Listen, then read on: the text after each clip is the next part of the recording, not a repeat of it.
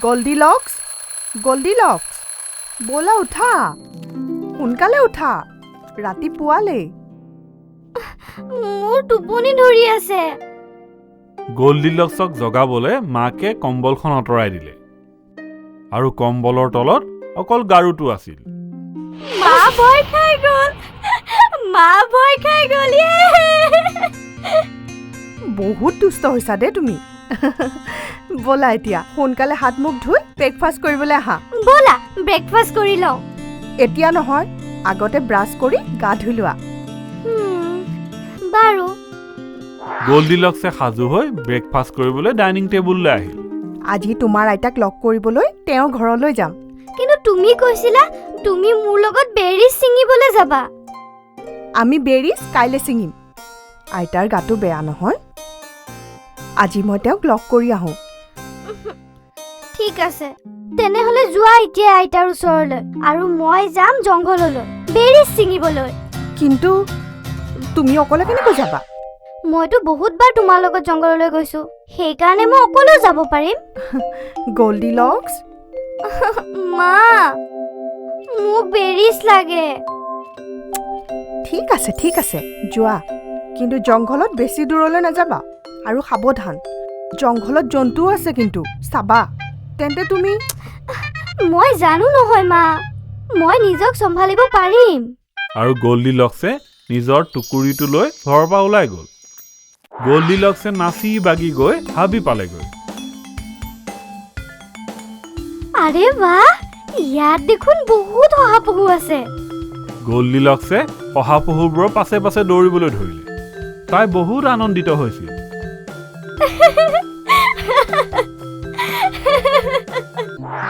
শহাৰ পিছত দৌৰি দৌৰি গোল্ডিলক্স হাবিৰ বহুত ভিতৰলৈ সোমাই গ'ল তাই বহুত বেৰীৰ গছ দেখিলে বেৰিজ গোল্ডিলক্সে জঁপিয়াই জঁপিয়াই বেৰীবোৰ টুকুৰিত ভৰালে আৰু এতিয়া তাইৰ টুকুৰিটো ভৰ্তি হৈ গৈছিল আৰে বাহ মোৰ পাছিটো দেখোন ভৰি গ'ল এতিয়া মই ঘৰলৈ যাওঁ গোল্ডিলক্সে ইফালে সিফালে চাবলৈ ধৰিলে কিন্তু ঘৰৰ ৰাস্তাটো কোনফালে আছিল এতিয়া গোল্ডিলক্সে ভাবিয়েই পোৱা নাছিল যে তাই কোনফালে যাব তাই তাৰ পাছতো যাবলৈ আৰম্ভ কৰিলে হাবিৰ মাজমজিয়াত এটা ঘৰত ভালুকৰ এটা পৰিয়ালে বাস কৰিছিল ভালুকৰ পৰিয়ালটোত আছিল দেউতাক ভালুক যি বহুত ডাঙৰ আৰু শক্তিশালী আছিল দ্বিতীয়গৰাকী আছিল মাক ভালুক যি বহুত ডাঙৰটো আছিল কিন্তু দেউতাক ভালুকতকৈ সৰু আছিল আৰু সকলোতকৈ সৰু আছিল কেঁচুৱা ভালুক একেবাৰে মৰম লগা তিনিও আহাৰ খাবলৈ বহিছিল কিন্তু তেওঁলোকে খাবলৈ লোৱা খিচিৰি বহুত গৰম আছিল তেতিয়া দেউতাক ভালুকে ক'লে ব'লা গোটেইকেইটা অকণমান খোজকাঢ়ি আহোঁ এই খিচিৰিখিনি বৰ গৰম হৈ আছে আৰু তিনিওটা ভালুক ঘৰৰ বাহিৰলৈ ওলাই আহিল গোল্ডিলক্স তেতিয়াও হাবিৰ ভিতৰত ঘূৰি ফুৰিছিল অলপ দূৰ গৈ হাবিৰ মাজত তাই এটা ঘৰ দেখিলে তাই ভাবিলে এই ঘৰটোত চাগে কোনোবা আছে মই তেওঁলোকক ঘৰলৈ উভতি যোৱা ৰাস্তাটো সুধি ল'ম আৰু গোল্ডিলক্স ঘৰটোৰ ভিতৰলৈ সোমাই গ'ল ঘৰটোত কোনোৱেই নাছিল গোল্ডিলক্সে ইফালে সিফালে চকী মেজবোৰ চাবলৈ ধৰিলে আৰু ক'লে কিন্তু এই ঘৰটো ইমান বেলেগ কিয় গোল্ডিলক্সে দেউতাক ভালুকৰ চকীত বহি পৰিল মই দেখোন ঢুকিয়ে নাপাওঁ তাই নামিল আৰু গৈ সকলোতকৈ সৰু কেঁচুৱা ভালুকৰ চকীত বহি পৰিল সৰু চকীখন ভাগি থাকিল আৰু গোল্ডিলক্স মাটিত সৰি পৰিল মোৰ কঁকালটো আৰু তাৰ পাছত তাই মাক ভালুকৰ চকীত বহিল এইখন ঠিক আছে গোল্ডিলক্সে টেবুলত থকা খিচিৰিৰ বাতিবোৰ দেখিলে আৰু তাই আনন্দিত হ'ল আৰে বাহ গৰম গৰম খিচাৰি তাই একো নভবাকৈ খিচিৰিখিনি চেলেকি চালে মা ইমান গৰম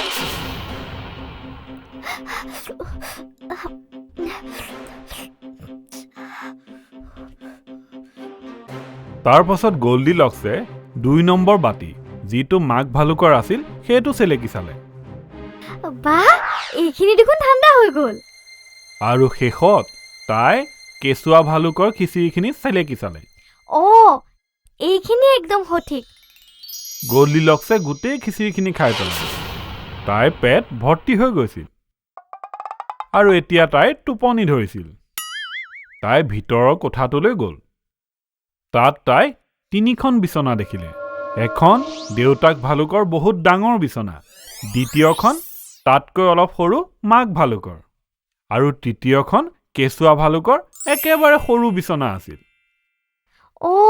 এই সৰু বিচনাখনে মোৰ কাৰণে উপযুক্ত গল্ডিলক্স কেঁচুৱা ভালুকৰ বিচনাত শুই পৰিল অলপ সময়ৰ পিছত ভালুকৰ পৰিয়ালটো ঘৰলৈ উভতি আহিল তেওঁলোকে খিচিৰিৰ খালী বাচনবোৰ দেখি আচৰিত হ'ল ইয়ালৈ কোনোবাটো আহিছে যি মোৰ খিচিৰিখিনি খালে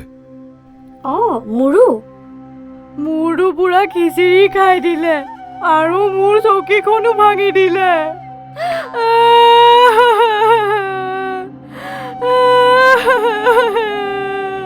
তাৰ পাছত তেওঁলোক ভিতৰৰ কোঠাটোলৈ গ'ল আৰু তেওঁলোকে গল্ডিলক্সক শুই থকা দেখিলে নিশ্চয় সেইজনীয়ে হ'ব যি আমাৰ খিচিৰিখিনি খাই পেলালে আৰু মোৰ চকীখনো ভাঙি দিলে তই নেকান্দিবি শুন এতিয়া এক শিক্ষা দি আছো ৰ কেঁচুৱা ভালুকৰ কন্দাৰ শব্দ শুনি গল্ডিলক্স সাৰ পালে ভালুক তাই বিচনাৰ পৰা জঁপিয়ালে আৰু পলাবলৈ ধৰিলে কলৈ পলাইছ গল্ডিলক্সে নোৰোৱাকৈ দৌৰিয়ে থাকিল আৰু দৌৰি দৌৰি গোটেই হাবিখন শেষ হৈ গৈছিল আৰু তাই তেতিয়া নিজৰ ঘৰটো দেখিল গল্ডিলক্স ঘৰৰ ভিতৰলৈ সোমাল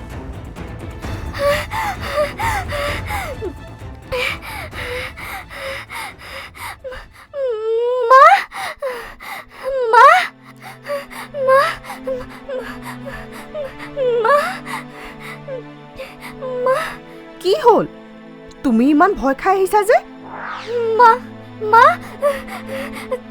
তাত জংঘলত ভালুক গল্ডিলক্সে নিজৰ মাকক গোটেই কথাখিনি ক'লে সেইকাৰণে মই কৈছিলো তোমাক জংঘলৰ বেছি ভিতৰলৈ নাযাবা আৰু মই কেতিয়াও নাযাওঁ একদম শপত আৰু মই তোমাৰ চব কথাই শুনিম গল্ডিলক্সৰ সাধুটোৰ পৰা আমি ইয়াকে বুজি পালো যে আমি আমাৰ মা দেউতাৰ কথা শুনিব লাগে কিয়নো তেওঁলোকে সদায় আমাৰ ভালটোৱে চিন্তা কৰে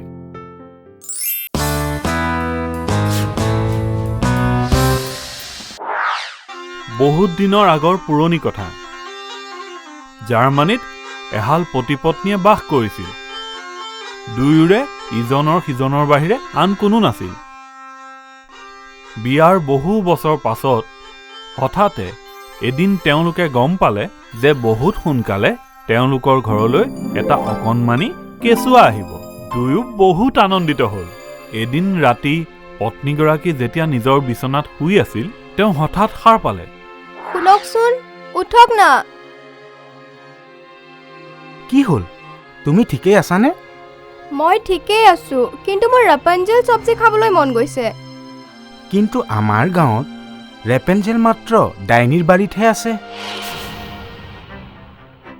ঠিক আছে মই লৈ আহোঁগৈ পতিয়ে নিজৰ গৰ্ভৱতী পত্নীৰ ইচ্ছা পূৰণ কৰিবলৈ ৰাতিৰ আন্ধাৰতে ডাইনীৰ বাগিচা পালেগৈ তাত তেওঁ অতি সাৱধানেৰে ৰেপেঞ্জেলৰ পাতবোৰ ছিঙিবলৈ ধৰিলে আৰু যেতিয়া তেওঁ তাৰ পৰা গুচি আহিছিল তোমাৰ সাহস কেনেকৈ হ'ল মোৰ বাগিচাৰ পৰা ৰেপেঞ্জেল চুৰ কৰিবৰ কাৰণে ইয়াৰ শাস্তি তুমি নিশ্চয় পাবা মোক ক্ষমা কৰি দিয়া যাদুৰাণী মই এই ৰেপেঞ্জেলৰ পাত মোৰ নিজৰ কাৰণে নহয় মোৰ নিজৰ ঘৈণীৰ কাৰণে ছিঙি আছিলোঁ তাই গৰ্ভৱতী আৰু তাই বৰ মন ৰেপেঞ্জেলৰ পাত খাবলৈ যদি এনেকুৱাই কথা তেনেহ'লে তোমাক যিমান পাত লাগে সিমান লৈ যাব পাৰা কিন্তু এটা কথা মনত ৰাখিবা যদি তোমাৰ ছোৱালী জন্ম হয় মই লৈ আহিম নাই এনেকুৱা নকৰিব আজি বহু বছৰে আমি সন্তানৰ মুখ দেখা নাই যদি তুমি তোমাৰ ছোৱালী মোক নিদিয়া তেনেহলে মই তোমাৰ পত্নীক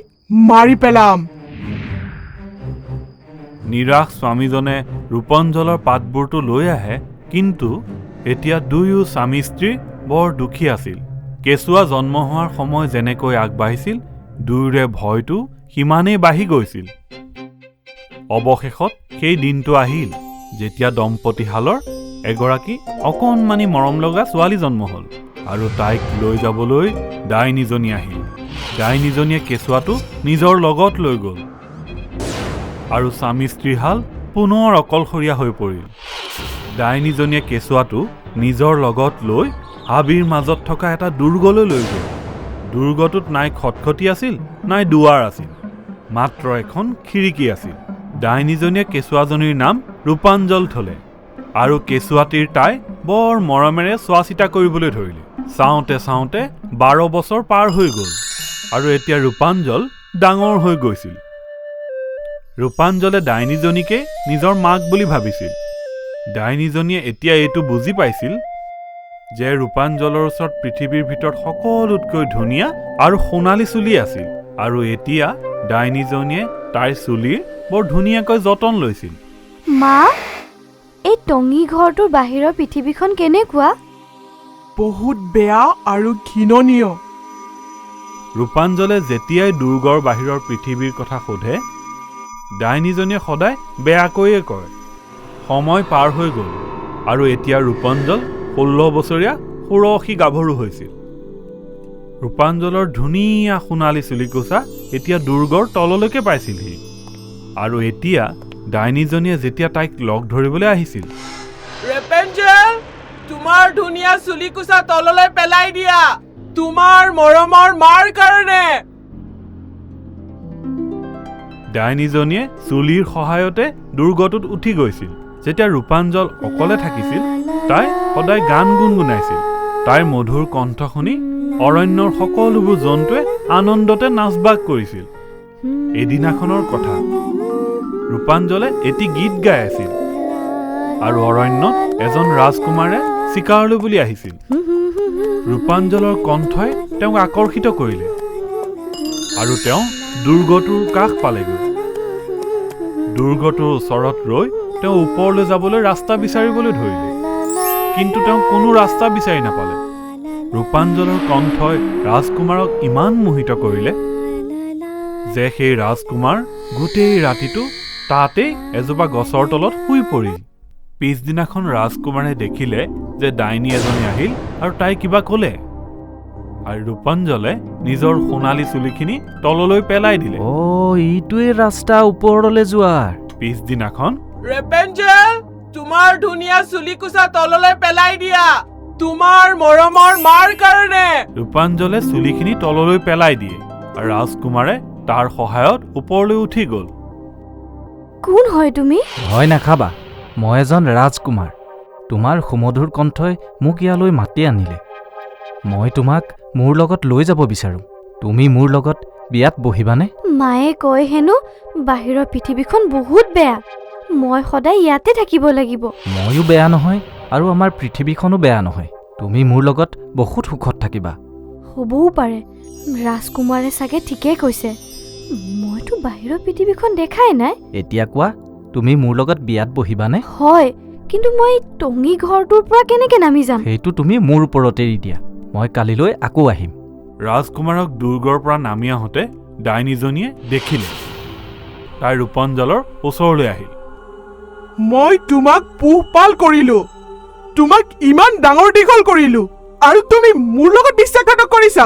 ডাইনীজনীয়ে খঙতে ৰূপাঞ্জলৰ সোণালী চুলিকোছা কাটি পেলালে, আৰু তাইক যাদুৰে এখন মৰুভূমিৰ মাজত পেলাই দিলে। পিছদিনাখন ৰাজকুমাৰ ঘূৰি আহিল, আৰু তেতিয়া ডাইনীজনীয়ে ৰূপাঞ্জলৰ সোণালী চুলিখিনি খিৰিকীয়ে তললৈ পেলাই দিলে। ৰাজকুমাৰ ওপৰলৈ উঠিবলৈ ধৰিলে। ডাইনীজনী দেখি ৰাজকুমাৰে ভয় খালে। তোৰ মৰমৰ ৰেপেঞ্জেলকতো মই শাস্তি দিয়েই দিলো, আৰু এতিয়া তোৰ পাল। ৰাজকুমাৰ দুৰ্গৰ পৰা তললৈ সৰি পৰিল, আৰু তেওঁ চকুৰ দৃষ্টি শক্তি হেৰুৱাই পেলালে। অন্ধ ৰাজকুমাৰ অ'ত ত'ত হাবিত ঘূৰি ফুৰিল আৰু গৈ গৈ তেওঁ এখন মৰুভূমি পালেগৈ য'ত তেওঁ সেই একেটা মধুৰ কণ্ঠ শুনিবলৈ পালে। ৰেপেঞ্জেল! ৰেপেঞ্জেল! যেতিয়া ৰূপাঞ্জলে অন্ধ ৰাজকুমাৰজনক দেখিলে তেতিয়া তেওঁ নিজৰ চকু পানী ৰখাব নোৱাৰিলে। তেওঁ চকু পানীৰ দুটা টোপাল ৰাজকুমাৰৰ দুয়ো চকুতে পৰিল আৰু ৰাজকুমাৰৰ দৃষ্টিশক্তি উভতি আহিল। ৰেপেঞ্জেল, মই সকলো দেখা পাইছোঁ। ৰাজকুমাৰ আৰু ৰূপাঞ্জল আনন্দ মনেৰে নিজৰ ৰাজ্যলৈ ঘূৰি আহিল আৰু মহাৰাজে তেওঁলোক দুয়োৰে বিবাহ বৰ ধুমধামেৰে পাতিলে। কিছুদিনৰ পাছত ৰূপাঞ্জলে নিজৰ প্ৰকৃত মাক দেউতাককো লগ পালে আৰু ইয়াৰ পাছত ৰূপাঞ্জল সদায় সুখেৰে থাকিল।